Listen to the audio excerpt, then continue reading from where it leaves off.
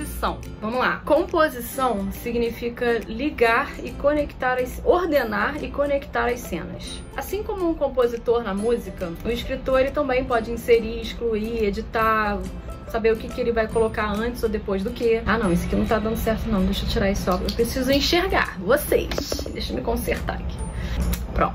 Como escritor eu posso atestar isso, porque a gente às vezes quer colocar tudo, acho que tudo é necessário, mas essa decisão pode ser bem desastrosa. Tem uma frase que eu sempre escuto, que é escreva bêbado, edite sóbrio. Uma galera fala que é uma frase do Hemingway, mas eu já pesquisei e vi que não era na época, nada a ver, não tem nada a ver. Então eu não sei quem realmente falou essa frase, mas faz todo sentido. Liberte-se durante a escrita, né? Escreva o que vem, não pare, não se bloqueie, deixa fluir. Na hora de editar é que você tem que se preocupar em ser mais cri-cri, mais rígido. E para nos guiar nesse processo, o Mackie nos oferece os seguintes elementos. Unidade e variedade. Tem que sempre existir essa lógica. Por causa do incidente incitante, o clímax tem que acontecer. Tem que existir, de alguma forma, esse laço causal. O incidente incitante é a causa mais profunda da história e seu efeito final, o clímax, deve parecer inevitável. E a espinha que vai unir tudo é o desejo do protagonista em restaurar o equilíbrio da vida. E dentro dessa unidade, a gente precisa de variedade. Se a gente repetir a cena toda hora, ficar usando os mesmos elementos, a narrativa torna-se entediante, fica insossa. E a chave para evitar isso é a pesquisa. Ferrou! Eu adoro procrastinar dizendo que eu estou fazendo pesquisa. E diz-me aqui que o maior conhecimento leva a um banquete de prazeres. Ou, ao menos, adiciona humor. Passo. A ideia aqui é pensar em ritmo e expectativa. Não adianta adicionar aos pouquinhos aquela tensão bem lentamente, cena após cena, senão você vai acabar desgastando o público. Tem que ter um ritmo. E, normalmente, ele é guiado por desejos contraditórios. A gente quer serenidade, harmonia, relaxar, mas a gente também quer uma tensão, um desafio, perigo, até medo. Tem que ter uma variação para não desequilibrar dos dois lados. E é essa alternância que é o pulso da vida, né? O pulso da sua história. Em algumas histórias o pulso vai ser mais saliente, em outras o pulso vai ser um pouco mais sutil. Na estrutura do ato, a ideia é você construir a tensão durante o primeiro ato, construindo as cenas até aquele primeiro clímax. Quando você entra no segundo ato, é quando você vai diminuir um pouquinho essa tensão para deixar o público respirar, recuperar o fôlego, para em seguida você aumenta a velocidade de novo até aquele momento final do clímax do último ato, que vai acabar com o público.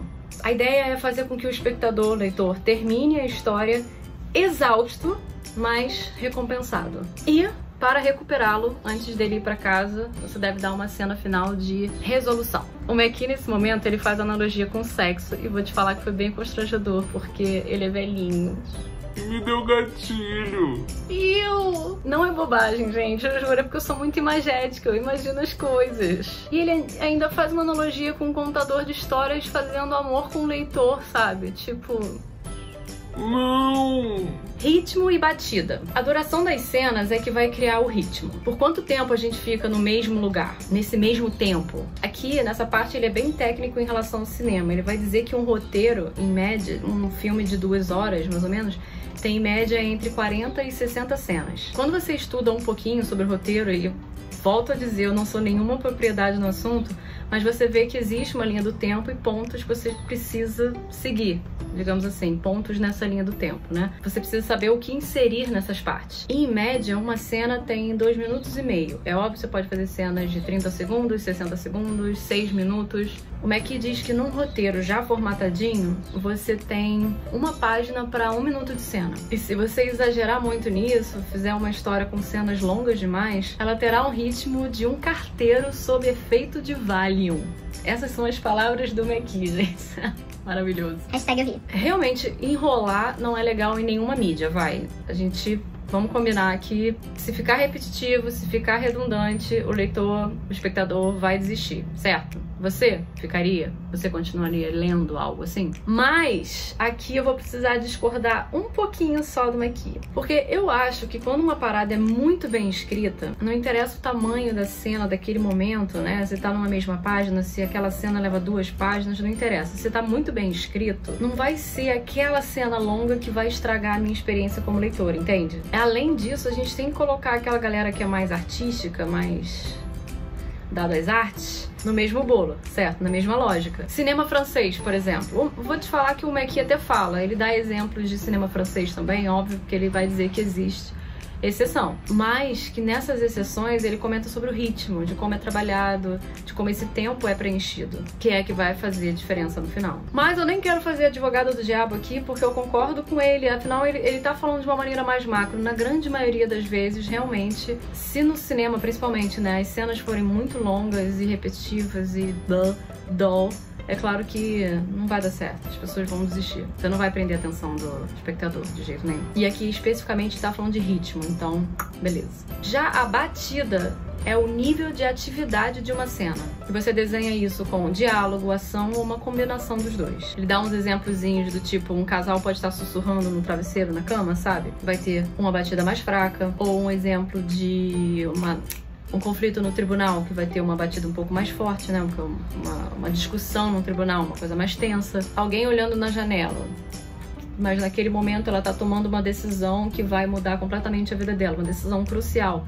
Você vai de uma batida mais fraca para uma batida mais forte. Vai depender sempre do que tá em jogo e da carga emocional que você tá colocando naquela cena, claro. Numa história bem contada, essas cenas e essas sequências é que vão acelerar o passo. A gente usa o ritmo e a batida para encurtar as cenas e torná-las mais vivas. É claro que quando a cena requer uma virada maior na história, ela vai levar mais tempo, ela vai ser um pouco mais longa mesmo. Aquela coisa do clima e tal, o climático, não significa que a cena tem que ser curta e explosiva sempre, não é isso. O climático é quando é uma mudança mais profunda. E não dá pra correr ou passar por cima dessas cenas. A gente acelera e diminui de acordo com a respiração da história. E lá no início ele já falou sobre isso, que a gente, principalmente no segundo ato, né, a gente tem que, mas não só no segundo ato, na composição de cenas também. A gente tem que deixar o público respirar um pouco e recuperar o fôlego. E o grande problema desse design é o clichê. Pelo seguinte, porque não dá pra repetir essa fórmula o tempo todo, né? Pra criar um padrão de cenas em que você corre e depois desacelera, corre e depois desacelera.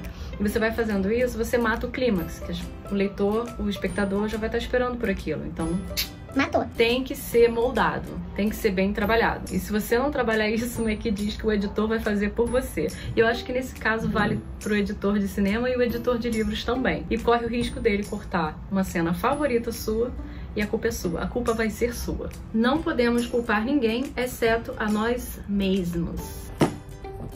Legal.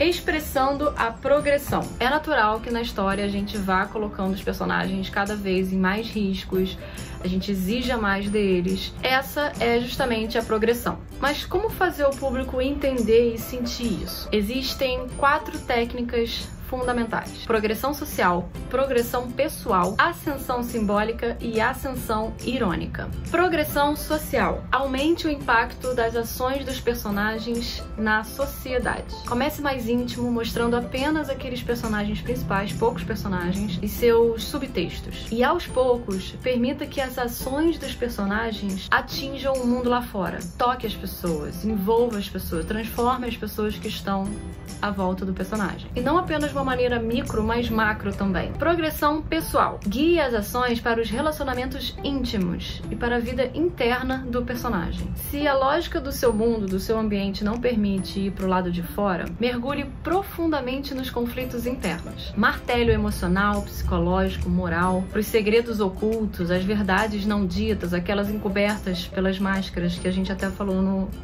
capítulo anterior. Ascensão simbólica. Construa a carga simbólica das cenas do particular ao universal, do específico ao arquetípico. A ideia aqui que o Maqui quer mostrar é que uma história com um simbolismo, uma simbologia subliminar, ela pode levar a narrativa a um nível de qualidade muito maior, a um outro patamar de qualidade, a um outro nível de expressividade e a recompensa bem melhor, porque simplesmente é mais tocante. O simbolismo ele acaba atingindo o nosso inconsciente, então ele marca, ele fica muito mais. Mas se a gente pesar muito a mão, esse simbolismo enfraquece, não funciona. Você acaba destruindo, na verdade, o simbolismo. E essas imagens, nessas cenas, elas precisam ser inseridas de uma forma silenciosa, gradual, despretensiosamente. Simbolismo ninja é como deveria ser chamado, mas beleza. Resumindo, vai escolhendo essas imagens que querem dizer cada vez mais, até que no final elas vão representar ideias universais. Ascensão irônica. Transforme a progressão com ironia. Minha parte favorita.